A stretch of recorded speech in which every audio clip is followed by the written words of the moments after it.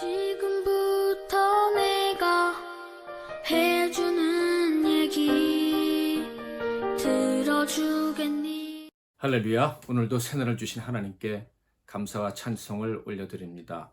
8월 12일 수요일 새벽입니다. 내게 있는 모든 것을 50장 1절만 찬양하겠습니다. 내게 있는 모든 것을 아낌없이 드리네. 사랑하고 의지하며 주만 따라 살리라. 주께 드리네. 주께 드리네. 사랑하는 구주 앞에 모두 드리네. 아멘.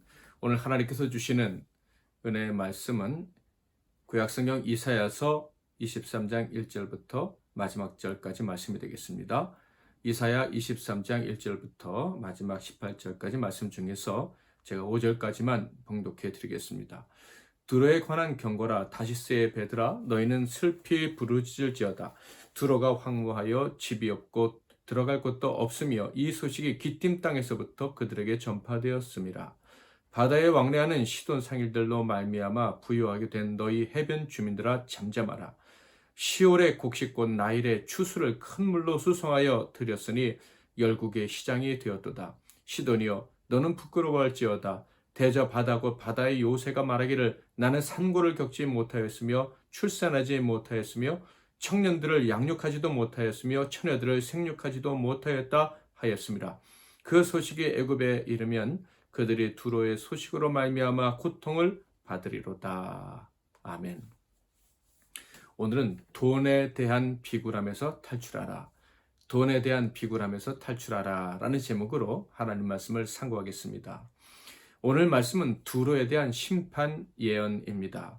그리고 그 두로와 무역을 통해 부를 함께 누렸던 시돈과 다메섹, 애국 같은 나라들이 함께 망하게 될 것이다 라는 예언의 말씀이기도 하죠.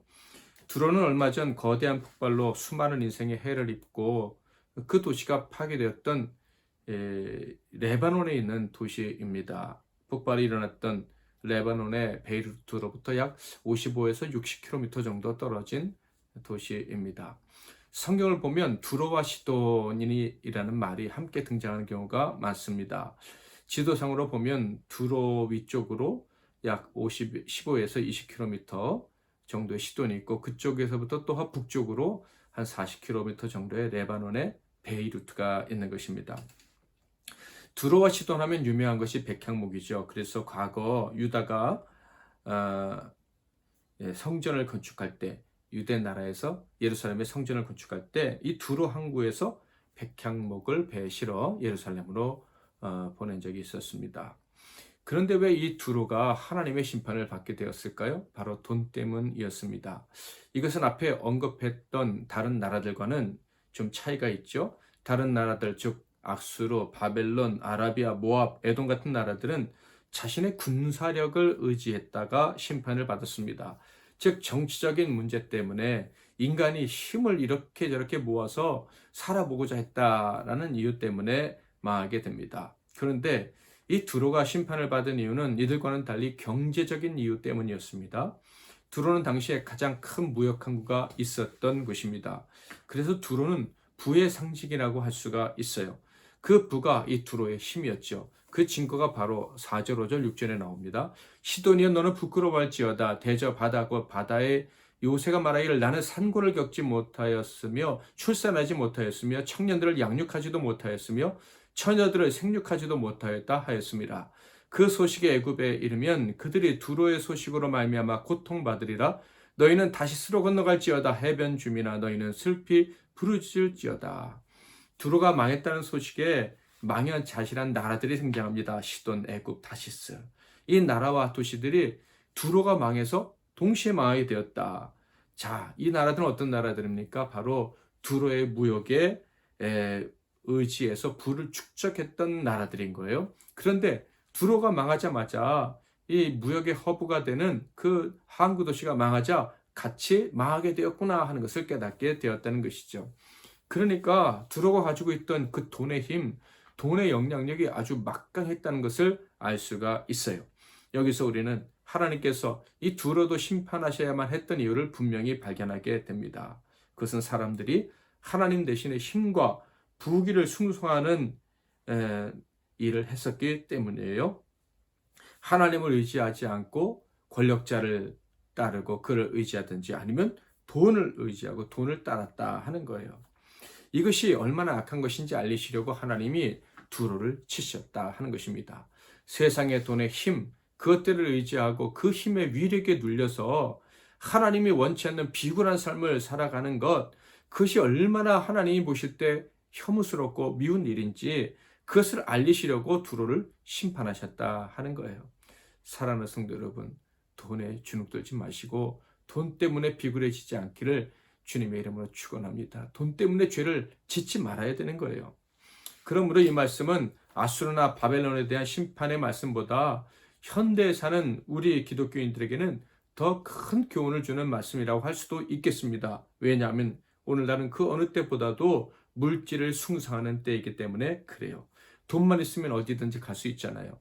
돈만 있으면 수명도 연장할 수 있고요. 더 안전하고 편안하게 살 수 있다고 생각하는 사람들이 바로 현대인들입니다. 그래서 기독교인이라고 불리는 사람들조차도 나는 하나님의 아들이요 딸이라고 하는 사람들조차도 언제나 어떻게 하면 돈을 더 많이 벌 수 있을까 여기에 온통 마음을 쏟고 살아가고 있어요. 예배를 드리면서도 일거리를 찾고 증시를 확인하기도 합니다. 내 돈에 많아지고 적어짐에 관심을 기울이고 있으면서 예배한다고 한다 이런 얘기예요. 그러니까 만족한 삶을 살려면 오직 돈이 있어야 된다고 생각하는 사람들이 많은데 이 무서운 현상이 교회 안에 있는 이 성도들에게까지도 찾아왔다 하는 거예요. 이런 병리 현상 때문에 교회에서 재정을 맡은 사람이 큰 소리를 치는 일이 벌어지기도 합니다. 또한 내가 다른 교인들보다 돈을 더 많이 가졌고 또 교회를 위해서 더 많이 헌금하는 공을 세웠기 때문에 더 큰 목소리를 낼 권리가 있다라는 이런 무서운 착각을 하는 성도들도 조금 있는 것 같습니다. 그런데 아시다시피 이 돈에 대한 욕심, 물질에 대한 욕심은 끝이 없는 거예요. 그러므로 이 신앙인이 돈으로 자기 힘을 과시를 한다면 그는 괴물이 될 수밖에 없어요. 그는 하나님이 아닌 돈을 사모하는 자요, 이 돈을 신으로 모시는 자고 늘 돈을 묵상하는 자입니다. 그러니 점점점 더 돈을 사모하는 자의 그 악한 모습들을 드러내게 되어 있는 거예요. 그러님이 하나님과 그분의 말씀을 사모하고 그 말씀을 묵상으로 하나님께 순종하는 삶과는 같이 갈 수 없는 변질된 그리스도인이라 할 수 있을 겁니다. 사랑하는 성도 여러분, 돈을 사모하는 것이 일만하게 뿌리다라는 말씀을 들어보셨을 거예요. 왜 그렇습니까? 술이 술을 먹는다라는 말 들어보셨죠? 마찬가지로 돈을 따르는 사람은요, 지금 수중에 있는 돈에 만족을 못하는 거예요. 점점 더 많은 돈을 사모하게 되어 있다 하는 거예요. 그러니 그의 마음속에 하나님이 계실 자리는 점점 좁아지게 될 수밖에 없어요. 그 하나님과 하나님 말씀이 그의 삶에 자리 잡을 수 없으니 하나님이 원하시는 거룩한 삶에 더 가까이 다가가는 것이 아니라 점점 멀어지는 인생이 될 수밖에 없어요. 그러니 그에게 하나님의 심판이 임할 수밖에 없는 것입니다. 예수님도 이런 말씀하셨죠. 마태복음 19장 24절. 다시 너희에게 말하노니 낙타가 바늘귀로 들어가는 것이 부자가 하나님의 나라에 들어가는 것보다 쉬우니라 하시네요. 부자가 천국에 들어가는 것이 왜 어렵습니까? 하나님께 집중하기 어렵기 때문에 그래요. 부자의 눈에는 돈이 점점 더 크게 보이는 거예요. 부귀, 영화, 안락한 삶, 돈으로 인해서 세력을 키우고 허세를 부리는 것, 이것이 점점 더 커 보이니 하나님 나라가 점점 시시해지게 되는 것이죠. 그는 세상 권력을 의지하는 것과 조금도 다르지 않냐는 그런 하나님이 미워하는 인생을 살아갈 수밖에 없어요. 그 결과가 무엇이겠습니까? 하나님의 심판으로 말미암은 비참함과 때늦은 후회겠죠. 그 모습을 보여주는 구절 한 절만 읽어볼까요? 12절. 이르시되 너 학대받은 처녀딸 시도나 내게 다시는 희락이 없으리니 일어나 기띔으로 건너가라. 거기에서도 내 평안을 얻지 못하리라 하셨느니라. 두로를 의지했던 돈 많은 사람, 돈 많은 땅을 의지했던 시돈은 이제 위로를, 희락을 더 이상 맛보지 못할 것이다. 이런 말씀입니다. 돈을 사모하는 사람은 점점 비참해질 수밖에 없는 거예요. 그런데 저는 여러분, 바로 이런 면에서 이사야서는 얼마나 큰 위로를 주는 책인가 하는 생각을 하게 됩니다. 세상을 바라지 않고 돈이나 권력에 비굴해지지 않고 하나님만을 바라면서 살아가는 신자들에게는 이사야서는 정말 큰 힘과 용기와 위로를 주고 있습니다. 아시다시피 이사야서는 가난한 자에게 힘과 미래, 소망을 주는 책이 아닙니까? 그래서 예수님도 이사야서를 인용해서 말씀하시기를 좋아하셨어요. 어떤 말씀을 인용하셨죠? 이사야 61장 1절 3절 대표적으로 인용하셨습니다. 주 여호와의 영이 내게 내리셨으니 이는 여호와께서 내게 기름을 부으사 가난한 자에게 아름다운 소식을 전하게 하려 하심이라. 나를 보내사 마음이 상한 자를 고치며 포로된 자에게 자유를, 갇힌 자에게 노임을 선포하며 여호와의 은혜와 우리 하나님의 보복의 날을 선포하여 모든 슬픈 자를 위로하되 무릇 시온에서 슬퍼하는 자에게 화관을 주어 그 죄를 대신하며 기쁨의 기름으로 그 슬픔을 대신하며 찬송의 옷으로 그 근심을 대신하시고 그들이 의의 나무 곧 여호와께서 심으신 그 영광을 나타낼 자라 일컬음을 받게 하려 하심이라. 주를 바라는 자들의 삶이란 어떤 것입니까? 권력자들과 부자들, 그들과 같지 않아도, 그들을 의지하지 않아도 살 수 있는 길이 있는 거예요. 더 잘 살 수 있는 길이 있다고 지금 이사야서는 말씀해주고 있습니다. 가난하고 힘이 없어도, 병들었어도, 마음이 상했어도, 갇혀 있어도 당당하게 살 수 있다는 말씀입니다. 하나님을 바라는 사람은 가난한 노예 요셉처럼 감옥에서도 당당하게 살 수 있는 거예요. 오늘날 세상을 보세요. 믿었던 것들이 얼마나 쉽게 망가져 버립니까?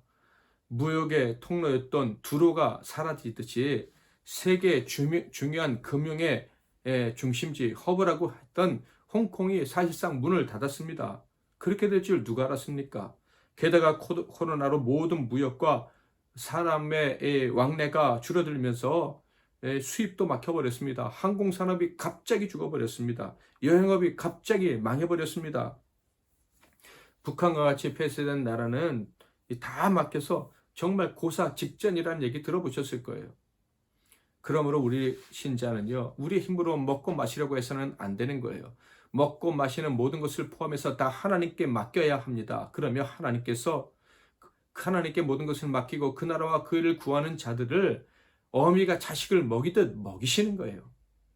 15절부터 읽어볼까요? 그날부터 두로가 한 왕의 연한 같이 70년 동안 잊어버린 바 되었다가 70년이 찬 후에 두로는 기생의 노래같이 될 것이라. 잊어버린 바 되었던 너 음녀여, 수금을 가지고 성읍을 두루 다니며 기묘한 곡지로 많은 노래를 불러서 너를 다시 기억하게 하라 하였느니라. 70년이 찬 후에 여호와께서 두로를 돌보시리니 그가 다시 값을 받고 지면에 있는 열방과 음란을 행할 것이며. 이게 무슨 말씀이냐 하면 두로가 70년 후에 회복될 것이다, 이런 얘기입니다. 그런데 왜 두로를 회복시켜 주시느냐? 18절 말씀, 그 무역한 것과 이익을 거룩히 여호와께 돌리고 간직하거나 쌓아두지 아니하리니 그 무역한 것이 여호와 앞에 사는 자가 배불리 먹을 양식 잘 입을 옷감이 되리라.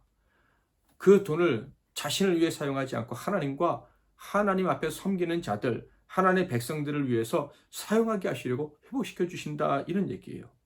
분명 두로에게 불을 주셔요.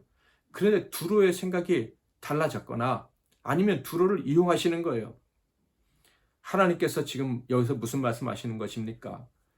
돈을 받기를 원하냐, 부를 얻기를 원하냐, 그러면 그것은 오직 하나님의 영광을 위해서만 사용해야 된다 하는 거예요. 내가 돈을 쓸 때 하나님이 기뻐하실까? 아니면 분노하실까? 그것을 생각하면서 돈을 쓰는 자에게 하나님이 돈을 주시겠다, 이런 얘기예요. 더 나아가서 그 물질을 사용할 때 그것이 누구에게 유익이 되어야 됩니까? 하나님의 택하신 백성들, 하나님 앞에 섬기는 하나님의 자녀들에게 유익이 되어야 할 것이다 하는 거예요. 우리가 돈을 모으는 것은 죄가 아닙니다. 부자가 죄가 아니에요. 그런데 죄가 되기가 참 쉽습니다. 왜냐하면 모든 사람은 돈, 자기의 소유를 하나님보다 더 사랑하고 의지하고 그것들을 제 멋대로 자기를 위해서만 사용하기를 좋아하기 때문이에요.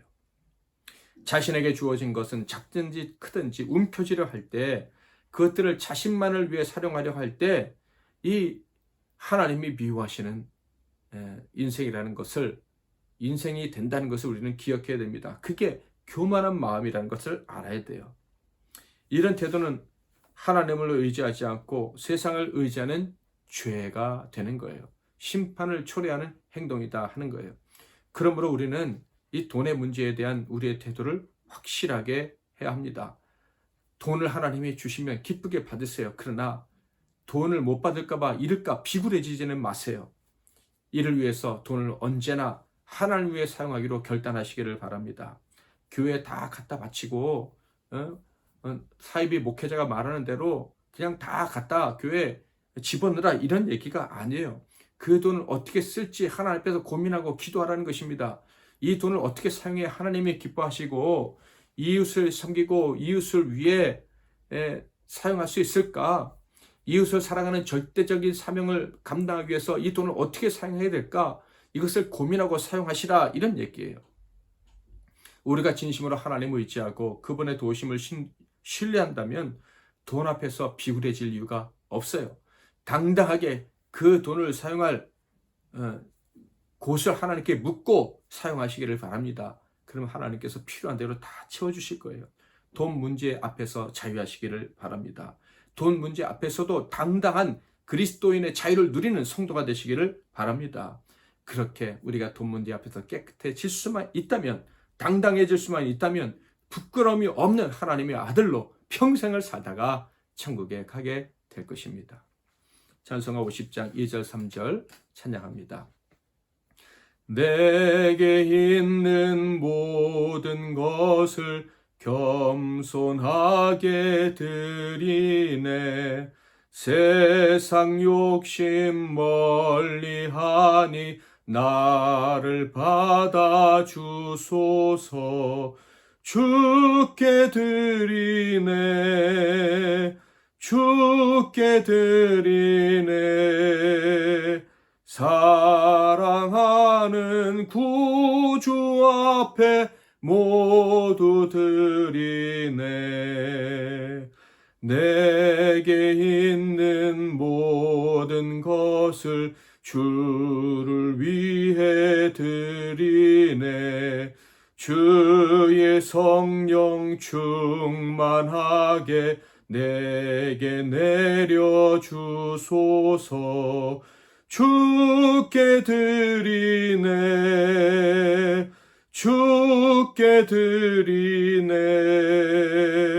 사랑하는 구주 앞에 모두 드리네. 아멘.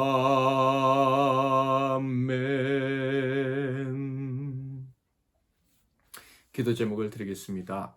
세상의 권력뿐 아니라 돈 앞에서도 당당하게 하나님만 의지하며 살아가는 신자가 되게 하옵소서. 앞으로 평생토록 돈 앞에 비굴하지 않은 당당하게 서서 당당하게 사용하고 채워주실 하나님을 경험하면서 살아가는 인생들이 되게 해달라고 기도하겠습니다. 민족복음화, 세계복음화를 허락하시고 이 역사에 우리를 동참시켜달라고 기도하겠습니다.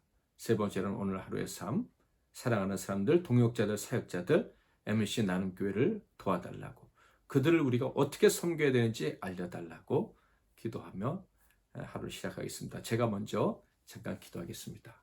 하나님 아버지, 우리를 억만죄에서 구원해 주시고 세상의 모든 올무에서 우리를 해방시켜 주시니 감사합니다. 그런데 우리가 어리석게도 돈의 굴레에 스스로 들어가서 거기 사로잡혀 고통당하고 세월을 낭비할 때가 있었음을 주님 앞에 고백합니다. 다시 하나님만 의지하는 하나님의 아들, 딸로 당당해지기를 원합니다. 돈 앞에, 권력 앞에 비굴해지지 않고 당당하게 서서 그것을 귀하게 하나님이 원하신 대로 사용하심으로 하나님께서 인정하시는 청지기로 마음껏 부어주실 수 있는 복이 되게 하옵소서. 11조만 하나님의 것이 아니고 모든 것이 하나님의 것이며 11조는 하나님의 것이라는, 모든 것이 하나님의 것임을 증명하는 우리의 믿음의 행동인 줄 압니다. 앞으로 우리 평생 하나님께 다 드리고 하나님께 다 받아 풍성하게 사는 그런 복된 삶이 되게 하옵소서. 예수 그리스도의 이름으로 축복하며 기도하옵나이다. 아멘.